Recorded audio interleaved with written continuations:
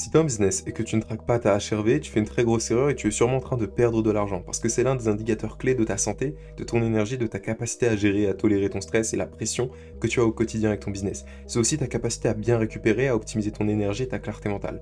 Donc, reste bien jusqu'à la fin de cette vidéo parce que je vais exactement t'expliquer comment fonctionne la HRV, en quoi elle consiste, comment l'améliorer facilement et rapidement et à quel point elle peut t'aider à performer à haut niveau, que ce soit dans ton business ou dans ta vie de manière générale.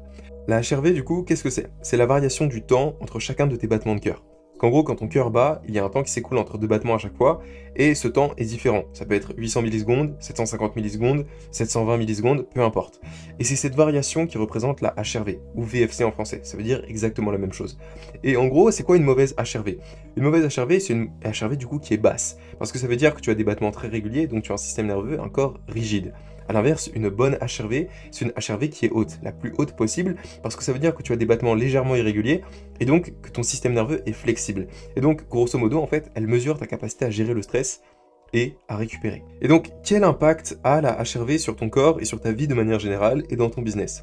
Une HRV qui est haute, qui est élevée, c'est une bonne récupération, c'est moins de fatigue, c'est une énergie beaucoup plus stable, plus de focus, un sommeil de meilleure qualité, un focus beaucoup plus élevé, de meilleures décisions parce que tu as une meilleure clarté mentale, plus de résilience, un cœur en meilleure santé. Bref, tu l'auras compris, c'est un indicateur clé dans tes performances et dans ta capacité à gérer les problèmes que tu as au quotidien dans ton business. Alors qu'à l'inverse, une HRV qui est basse, qui est beaucoup moins élevée, c'est une moins bonne récupération, c'est une fatigue chronique, c'est moins de focus, du brouillard mental, un moins bon sommeil, du stress beaucoup moins bien toléré, et donc une pression beaucoup moins bien gérée par ton corps et par ton cerveau.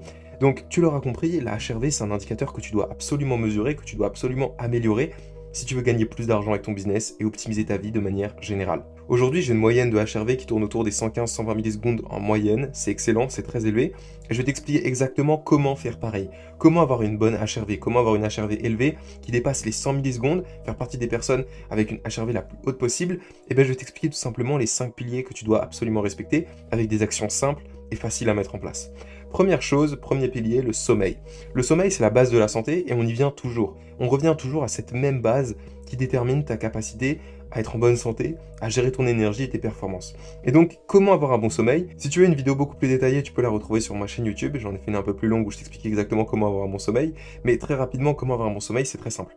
Lève-toi tout le temps à la même heure, couche-toi tout le temps à la même heure, expose-toi à la lumière le matin, le mieux c'est la lumière naturelle du soleil, et réduis ton exposition à la lumière le soir. Tu peux porter des lunettes anti-lumière bleue. Optimise ton environnement, donc ta chambre quand tu dors doit être fraîche, entre 15 et 20 degrés, avec zéro bruit parasite et zéro lumière parasite. Tu peux même porter un masque et des boules caisses si jamais tu es contraint. Et quatrième chose, mets ton cerveau en off 30 minutes à 1 heure avant d'aller dormir, réduis les écrans, réduis les stimulations inutiles, réduis ton téléphone, réduis les notifications pour vraiment calmer ton système nerveux et t'endormir beaucoup plus facilement et avoir un sommeil de meilleure qualité. Deuxième pilier, le timing alimentaire. Peu de gens en parlent, mais le timing alimentaire a un énorme impact sur la qualité de ton sommeil, ta HRV et ta capacité à récupérer la nuit. Pourquoi? Parce que manger trop tard bloque ta récupération et fait chuter ta HRV. Lorsque tu manges juste avant d'aller dormir, tu demandes deux tâches précises à ton corps. Tu lui demandes de digérer et de dormir. Or, la digestion stresse ton corps. Elle lui demande beaucoup de ressources.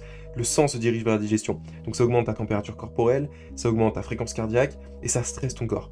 Donc le mieux, c'est de manger 3 à 4 heures avant d'aller dormir. Comme ça, ton corps a le temps de digérer, de faire le plus gros de la digestion avant que tu dormes, pour ensuite justement favoriser ta récupération pendant ton sommeil.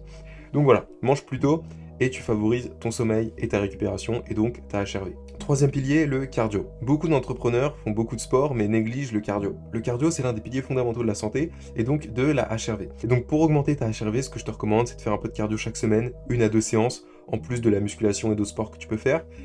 Ce que je te recommande, c'est de faire 30 à 45 minutes de zone 1, zone 2 en cardio, un peu d'endurance, pas trop longue, gérer l'intensité, et combine endurance cardio facile et intensité ponctuelle pour renforcer l'efficacité de ton cœur. Parce qu'un cœur plus efficace, c'est une HRV plus élevée. Ok? Donc créer un peu de stress physique et pousser ton corps à récupérer, ça va te permettre d'augmenter ta HRV. Quatrième pilier, la respiration. Peu de gens en font, pour autant il y a énormément de bienfaits pour la santé, parce que la respiration contrôle directement le nerf vague et donc la HRV. Donc ce que tu peux faire, c'est par exemple de la cohérence cardiaque, de longues expirations, de la méditation, etc. Tu peux en faire 1, 2 fois, voire plusieurs fois dans la journée, parce que ça a énormément de bienfaits. Moi par exemple, j'en fais le soir avant de dormir, et ça a d'énormes bienfaits sur moi, je le sens sur mon sommeil, et ça permet de m'apaiser, de calmer mon système nerveux. Donc par exemple, la cohérence cardiaque, tu fais par exemple 5 à 10 minutes de respiration, une inspiration assez courte, une expiration un peu plus longue, 5 secondes d'inspiration, 10 secondes d'expiration, bref. Il y a plein d'exemples, tu en trouveras sur YouTube, et ça a énormément de bienfaits, et ça va te permettre justement d'activer ta récupération nerveuse. Cinquième pilier, le stress. Si tu es un entrepreneur, le stress chronique est l'un de tes pires ennemis, parce qu'il détruit ta récupération nerveuse. Donc, première chose, réduis au maximum les décisions inutiles. Il y a une anecdote assez drôle sur ça, c'est que Steve Jobs portait tout le temps la même tenue, ça lui évitait de prendre une décision inutile en plus chaque jour. Je te demande pas d'être aussi extrême, mais évite au maximum les décisions inutiles qui te prennent ton énergie et qui épuisent ton système nerveux. Deuxième chose, le multitasking. Arrête de faire plusieurs choses en même temps, ça n'a absolument pas de sens. Quand tu travailles, focus-toi sur une tâche à la fois, parce que quand tu fais plusieurs choses en même temps, tu fragmentes ton attention, tu augmentes ton stress et tu réduis ta productivité, ton efficacité. Donc tu perds de l'argent mathématiquement et tu travailles plus. Ça n'a absolument pas de sens. Et dernière chose, apprends à planifier des moments off. Chaque jour, planifie le moment où tu arrêtes de travailler et où tu mets vraiment ton cerveau en mode pause, en mode repos. C'est super important. Il y a un livre qui est super intéressant qui s'appelle Deep Work de Cal Newport et qui justement parle de ce point-là. Lui, chaque soir, ce qu'il fait pour optimiser sa productivité et sa récupération nerveuse et de manière à avoir une meilleure clarté mentale, c'est qu'en gros, dès qu'il a fini sa journée, par exemple à 19h-20h, il fait une action clé qu'il fait tous les jours et qu'il répète sans cesse chaque jour de manière habituelle. Parce que, à force, quand cette action devient habituelle, elle envoie littéralement le message au cerveau, c'est la fin de la journée, il faut récupérer. Et donc ça optimise sa récupération. Donc par exemple, ça pourrait être, il est 19h, tu as fini ton dernier bloc de deep work, tu as fini tes calls, tu fermes ton ordi et tu prononces une phrase comme ça à voix haute. Par exemple, arrêt effectué. Tu fais vraiment ça. Et donc répéter sur des jours, des semaines, des mois, des années, ça va littéralement optimiser ton cerveau pour qu'il récupère beaucoup mieux durant la nuit et durant cette période de pause que tu t'octroies après ta journée. Donc voilà, apprends justement à mettre ton cerveau en mode pause, apprends à désactiver les notifications, à arrêter de répondre aux messages et vraiment mettre ton système nerveux en mode pause et en mode repos parce que ça aura un impact significatif sur ta récupération et ta productivité. Donc si tu dois juste retenir 5 choses à mettre en place, optimise ton sommeil, arrête de manger tard, développe ton cardio régulièrement, 1 à 2 fois par semaine, fais de la respiration quotidienne, ça peut être le matin, le midi ou le soir, et réduis ta surcharge mentale. Si tu mets en place ces 5 choses, je te promets que tu auras des résultats drastiques dans ta vie, tu verras une différence sur ta récupération, ton énergie, ta clarté mentale et ta capacité à gérer et à tolérer la pression au quotidien. Donc après cette vidéo, pose-toi et demande-toi comment je peux mettre en place ces 5 choses dans ma vie au quotidien, avec mes habitudes et avec mes routines. Et donc dernière chose, comment traquer sa HRV? Tu t'es sûrement posé cette question.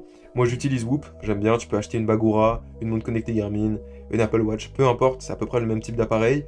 Moi j'aime bien Whoop, c'est assez précis dans les données et les marqueurs. Maintenant c'est en fonction de toi et le plus pratique. Le plus important c'est que tu mettes en place ce qu'on a vu dans cette vidéo et que tu optimises ta HRV et ta santé de manière générale parce que c'est ton levier le plus important pour gagner encore plus d'argent avec ton business et optimiser ta vie de manière générale. C'était Zach, à bientôt, ciao.